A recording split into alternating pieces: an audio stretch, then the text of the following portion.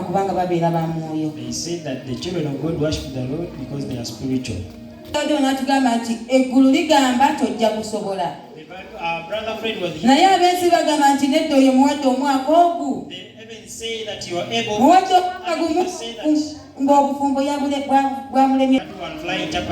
Asiika pakiti y'eŋŋano emu. Ayinza atya ddala okuwoya n'omukyala?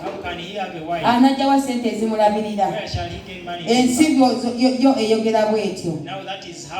Naye eggulu ligamba nti nja kubeeranga wamu naawe. Mukama bwe yali ayita Musa okumutuma, Moses yali yenyooma. N'amugamba nti nja kubeera wamu naawe. Yesu yeebazibwe. Yeremiya bwe baamutuma n'abasoze kubiraba abo bw'atyo. Alabye ng'omuntu owa bulijjo. Naye abooluganda abaana ba Katonda balaba ebintu mu ngeri ya mwoyo. Olwiki nti ne mu mbeera enzibu ennyo, ne walabira ddala ng'ekyamazima wano tewayitika, ye abeera alaba kirala nnyo, abeera alaba buwanguzi, ne mu bulwadde abeera alaba bulamu, mu muyaga ogwali wano ogw'ettaka. Daddy yatugamba nti ne basumba banene badde bamugamba musumba munnange tolina biwandiiko, musumba kkiriza akasente ke bakuwa. Aleluya.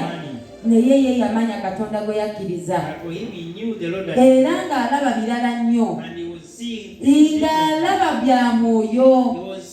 Ye ng'alemedde ku kigambo Mukama kye yali ayogedde naye, ng'alaba buwanguzi kuba Mukama bw'amulaga. Naye mwana wattu ab'omubiri baba tebabitegeera. Omuntu ye aba tabitegeera eby'omwoyo. Mu biseera by'embaga ya Brother Fred waliwo oli yadde n'aŋŋamba nti naye ddala ddala abalokole mwepaaka, Fred agenda kugyawo ssente zikola embaga. In the times of the wedding for Brother Fred, people came and told me, how can you manage? Ne muganda eteeka okubaawo. And I told him, mwefuula kirala nnyo. And he said that born against you make yourself. Hallelujah. Abooluganda beera ng'ebintu obiraba bulala nnyo. Please have that. Ng'obiraba mu mwoyo. Spiritual. Ensi weeraba okulemererwa. Bwe beera okulaba buwanguzi. Ensi weeraba obulwadde obw'okufa. Bwe muganda wange ng'olaba bulamu. Hallelujah. Yesu yeebazibwe nnyo. Tusomeko mu Bassekabaka ekyokubiri. Let's read in 2 Kings 6:14. 6:14.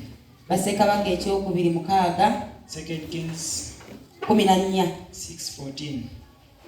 Kyawo n'atumayo. Yes. Awo na 14. Kyawo n'atumayo embalaasi n'amagaali n'eggye lingi, ne bajja ekiro ne bazingiza ekibuga. Haleluya. Awo omuddu w'omusajja wa Katonda bwe yagolokoka enkya n'afuluma, laba embalaasi n'amagaali nga bezingizizza ekibuga.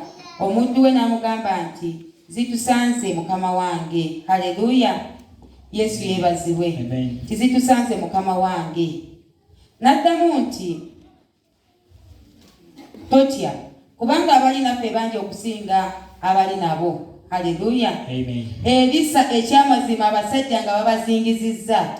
The chariots were all around Elisa's group. Naye Elisa nga bali babiri bwe bati. But Elisa, they were only two. Kyokka libinga jje ddene nnyo. Yet the other chariot was big. Naye mwana wattu omuddu we nga ye yali ngogamba nga tannaba kubikkulirwa. But his servant was of the flesh. Ng'era alaba byakungulu wano. Ye mwana wattu ng'alaba jje liri eddene. Naye Elisa ng'alaba ejje eddene eriri nabo era nga liri eri aliraba nga butaliimu. Haleluya. Mukama yeebazibwe. Kyembagambye nti omwana wa Katonda alaba ebintu mu ngeri ya mwoyo. Bw'okiteeka mu kutegeera kuno okwa bulijjo, ekyamazima eddene erijja ne lituzingizawo bonna mu compound emabega wonna wa church. The host comes around us and surrounds us, the whole church. Kaya muganda wange sije tuteekeddwa tuyina kubiraba mu mwoyo. It is not what we should do. We have to view things in spirit. Ekyamazima nze mbeera waliwo embeera gye mbadde mpitamu. There is a situation that I was going through. Naye nzikiriza Katonda nti nagisomose. But I believe God out. Ne mpulira ng'amaanyi gali bo nga balaba bya mwoyo, bo nga balaba buwanguzi. Haleluya. Nze nembala kiri nga ndaba kiyitawo ninga bo balaba buwanguzi. Era neebaza Katonda kubanga ndi muwanguzi n'okukirawo. Alabe eby'omwoyo, aleme kulaba bino ebyamubiri ebimutiisatiisa. Era bwe yamugula amaaso ekyamazima